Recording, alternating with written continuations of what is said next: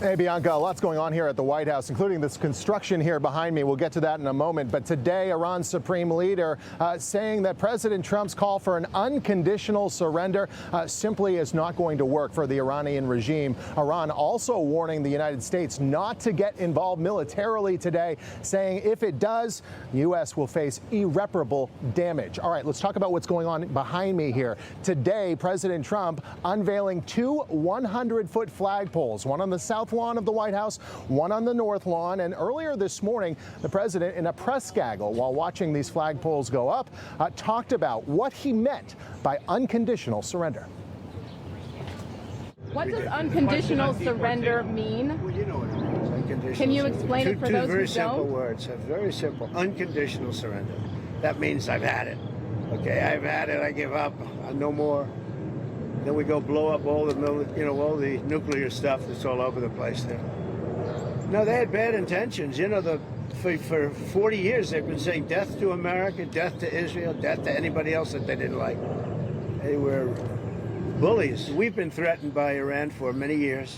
You know, if you go back and look at my history, if you go back 15 years, I was saying we cannot let Iran get a nuclear weapon. I've been saying it for a long time. And the president saying today it's never too late for talks, but saying talks should have begun at least a week ago. Right now, since military involvement with the United States, potential military involvement, is already causing a rift between the MAGA base. J.D. Vance coming out yesterday on X and saying this, beefing up President Trump's stance on Iran, saying, I have yet to see a single good argument for why Iran needed to enrich uranium well above the threshold for civilian use. I've yet to see a single good argument for why Iran was justified in violating its non-proliferation obligations. I've yet to see a single good pushback against the IAEA's findings. That's the International Atomic Energy Agency. All right, well, today, the Iranian ambassador to the UN in Geneva saying we will not show any reluctance in defending our people, security, and land. We will respond seriously and strongly without restraint. Iran's army commander-in-chief says the operations carried out so far have merely been warnings for deterrence, and a punitive operation will be executed soon. Meanwhile, Israel releasing this video that shows Israeli fighter jets targeting Iranian mobile missile launchers in the streets of Tehran before blowing them up.